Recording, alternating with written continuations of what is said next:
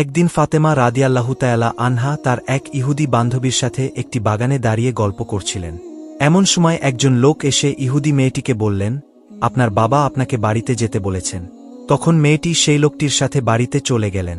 বাড়িতে যাবার পর মেয়েটির বাবা মেয়েটিকে বললেন, মা, তোমার বিয়ের জন্য একটি ছেলে নির্বাচন করা হয়েছে।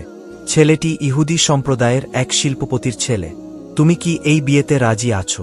তখন মেয়েটি বলল, বাবা, এই উত্তরটি আমি আপনাকে কালকে দেব। আজকে রাতে আমাকে একটু সময় দিন, আমি একটু ভেবে দেখি। মেয়েটির বাবা মেয়েটিকে সময় দিল। মেয়েটি তার বাবার কাছ থেকে সময় নিয়ে কোনো দিকে না তাকিয়ে এক দৌড়ে ফাতেমা রাদিয়াল্লাহু তাআলা আনহার কাছে চলে এলেন।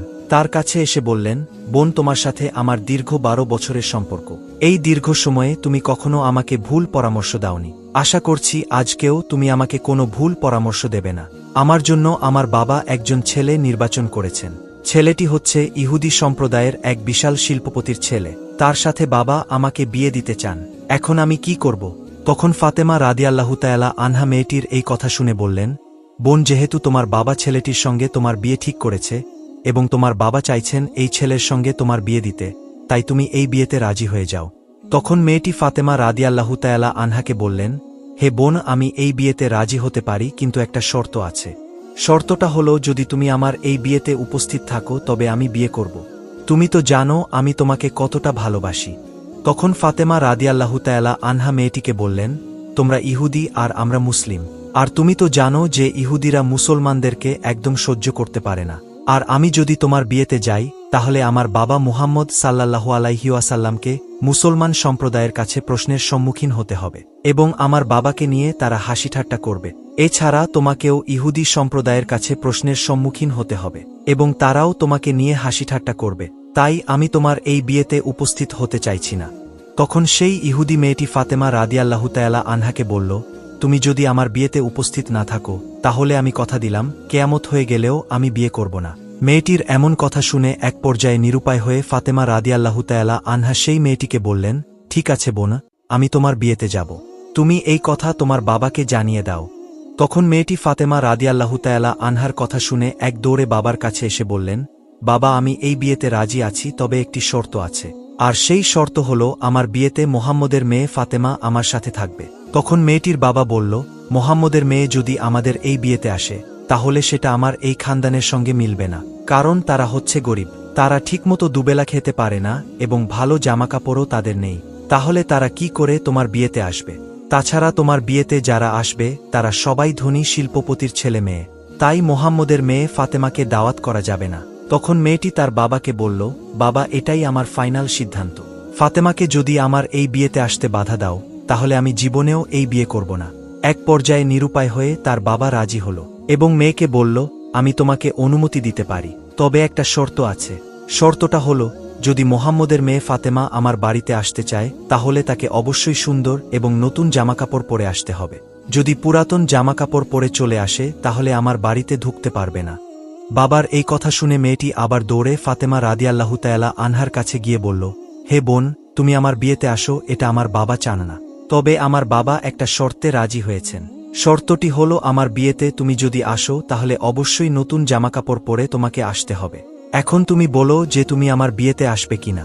এই কথা শুনে ফাতেমা রাদিয়াল্লাহু তাআলা আনহা কেঁদে কেঁদে বললেন, বোন, আমার জীবনে অনেক বছর হয়ে গেছে আমি নতুন জামাকাপড় চোখে দেখিনি। আমরা অভাবগ্রস্ত মানুষ, কখনো কখনো আমাদের না খেয়েও দিনযাপন করতে হয়, সেখানে নতুন জামাকাপড় কি করে পাবো বলো? তখন মেয়েটি ফাতেমা রাদিয়াল্লাহু তাআলা আনহাকে বলল, বোন, তুমি যদি তোমার নিজের জবানে একবার বলো যে আমি নতুন জামাকাপড় পরে তোমার বিয়েতে যাব, তাহলে আমার বিশ্বাস তোমার মহান সৃষ্টিকর্তা আল্লাহ রাব্বুল আলামিন তোমার জন্য জামাকাপড়ের ব্যবস্থা করে দেবেন, কারণ আমি জানি তোমার সাথে তোমার আল্লাহর অনেক ভালো সম্পর্ক রয়েছে। এই কথা শুনে ফাতেমা রাদিয়াল্লাহু তাআলা আনহা আবেগী হয়ে বললেন, ইনশাআল্লাহ, আমি তোমার এই বিয়েতে যাব এবং নতুন জামাকাপড় পরিধান করেই যাব। তখন আবার মেয়েটি দৌড়ে তার বাবার কাছে গিয়ে তার বাবাকে বলল, বাবা, ফাতেমা আমার বিয়েতে আসবে এবং নতুন পোশাক পরিধান করেই আসবে। সে আমার সাথে এমনটি ওয়াদা করেছে। তারপর বিয়ের দিন তারিখ ঠিক হল। এদিকে ফাতেমা রাদিয়াল্লাহু তাআলা আনহা চিন্তা করতে লাগলেন, বিয়ের দিন তো ঘনিয়ে আসছে, আর আমি ওয়াদা করেছি বিয়ের দিন সেই বাড়িতে আমি নতুন জামাকাপড় পরিধান করে যাব, কিন্তু আমার কাছে তো নতুন জামা নেই। এসব কথা চিন্তা করতে করতে ফাতেমা রাদিয়াল্লাহু তাআলা আনহা জায়নামাজ বিছিয়ে নামাজে বসে গেলেন। নামাজে সেজদায় গিয়ে তিনি চোখের পানি ছেড়ে দিয়ে বললেন, হে মাবুদ, আপনার সঙ্গে আমার গভীর সম্পর্ক রয়েছে তা আজ পর্যন্ত এই দুনিয়াতে কেউ জানে না। মাসের পর মাস চলে গিয়েছে, আমি না খেয়ে থেকেছি, কিন্তু কোনো দিনও আপনার কাছে কোনো কিছুই চাইনি। আজকে আপনার কাছে একটা নতুন জামা আবদার করছি, কিন্তু এই আবদার আমার জৈবিক বা দৈহিক চাহিদা পূরণের জন্য নয়, এটা শুধু আমার বান্ধবীর সম্মান রক্ষার জন্য। আপনি আমাকে এমন একটি জামা প্রদান করুন যেটা পরে আমি আমার বান্ধবীর বিয়েতে যেতে পারব, এবং সেখানকার মেয়েরা যেন এই জামা দেখে আমার দিকেই তাকিয়ে থাকে এবং মুসলমান হয়ে যায়। হে মাবুদ, আপনি কি আমাকে একটা নতুন জামা দান করবেন? এভাবেই ফাতেমা রাদিয়াল্লাহু তাআলা আনহা চোখের পানি ছেড়ে দিয়ে কাঁদছিলেন। নামাজ শেষে তিনি ঘরের কোণে তাকালেন এবং সেখানে দুটি প্যাকেট দেখতে পেলেন। তখন ফাতেমা রাদিয়াল্লাহু তাআলা আনহা প্যাকেট দুটি নিয়ে কাঁদতে কাঁদতে নবী করিম সাল্লাল্লাহু আলাইহি ওয়াসাল্লামের কাছে আসলেন এবং তার কাছে সমস্ত ঘটনা খুলে বললেন। অতঃপর রাসূল সাল্লাল্লাহু আলাইহি ওয়াসাল্লাম সেই প্যাকেটটা হাতে নিয়ে খুলতেই তিনি জান্নাতের সুঘ্রাণ পেলেন, যে সুঘ্রাণ তিনি মিরাজের রাতে পেয়েছিলেন। তখন রাসূল সাল্লাল্লাহু আলাইহি ওয়াসাল্লাম ফাতেমা রাদিয়াল্লাহু তাআলা আনহাকে জড়িয়ে ধরে কপালে চুমু দিয়ে বললেন, এই কাপড় তুমি কোথায় পেয়েছ?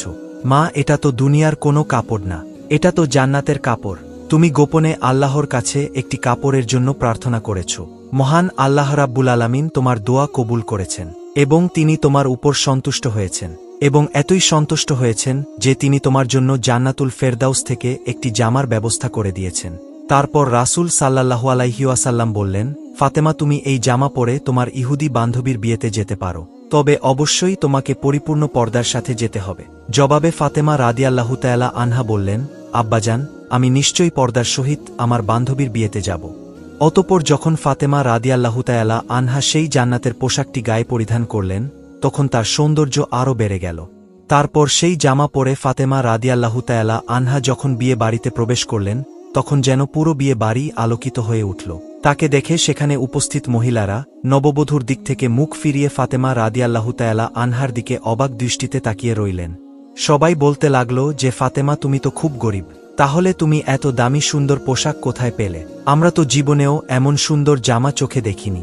তখন ফাতেমা রাদিয়াল্লাহু তাআলা আনহা বললেন, আমি এটা বাজার থেকে কিনে এনেছি। তখন মহিলারা বলল, এটা কোন বাজারের দোকান থেকে কিনেছ?